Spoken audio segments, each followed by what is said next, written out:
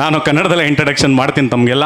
ಇವತ್ತು ಕನ್ನಡ ನಾಡಿನ ಸಂಸ್ಕೃತಿ, ಗೌರವ ಮತ್ತು ಅಭಿಮಾನವನ್ನು ಆಚರಿಸುವ ದಿನ ಇವತ್ತು. ಇಂದು ಕನ್ನಡ ನಾಡಿನ ಸ್ವಾಭಿಮಾನ, ಕನ್ನಡಿಗರ ಪರಿಶ್ರಮ, ಸಂಸ್ಕೃತಿ ಮತ್ತು ಪರಂಪರೆಯ ದಿನ.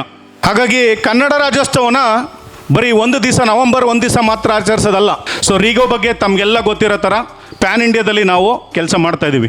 ಆಲ್ಮೋಸ್ಟ್ ಆಲ್ ಫಾರ್ಚೂನ್ 500 ಕಂಪ್ನಿಗಳ ಜೊತೆಯಲ್ಲಿ ನಾವು ಒಂದು ಆಲ್ಮೋಸ್ಟ್ 200 ಕಂಪ್ನಿಗಳ ಜೊತೆಯಲ್ಲಿ ನಾವು ಅಕ್ರಾಸ್ ಕೆಲಸ ಮಾಡ್ತಾಯಿದ್ದೀವಿ.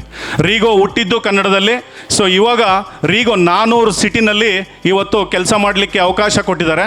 ಆ ಅವಕಾಶನ ಒಳ್ಳೆ ರೀತಿಯಲ್ಲಿ ಬಳಸ್ಕೊಂಡು ನಾವೆಲ್ಲ ಇವತ್ತು ಈ ದಿನ ಇಷ್ಟೊಂದು ದೊಡ್ಡ ಮಟ್ಟದಲ್ಲಿ ಸಂಸ್ಥೆಗಳನ್ನ ಕಟ್ಟಿ ಕಸ್ಟಮರ್ಗಳ ಮುಂದೆ ನಿಂತ್ಕೊಳ್ಳೋಕ್ಕೆ ಒಂದು ಸಾಧನೆ ಆಯಿತು ಅಂತ ಹೇಳೋಕ್ಕೂ ಇಷ್ಟಪಡ್ತೀನಿ. ಇವತ್ತು ನಮ್ಮ ಬೆಂಗಳೂರು ಚಾಲಕರ ಬಗ್ಗೆ ನಾನು ಎಲ್ಲ ಕಡೆ ಪ್ಯಾನ್ ಇಂಡಿಯಾದಲ್ಲಿ ಮಾತಾಡಿದಾಗ ಫಸ್ಟ್ ಹೇಳೋದು ಬೆಂಗಳೂರು ಡ್ರೈವರ್ ಇಸ್ ಗ್ರೇಟ್ ಅಂತಾರೆ. It could be employ transport ಇರ್ಬೋದು, ಕಾರ್ ರೆಂಟಲ್ ಇರ್ಬೋದು, ಅಥವಾ ಯಾವುದೇ ಇರ್ಬೋದು.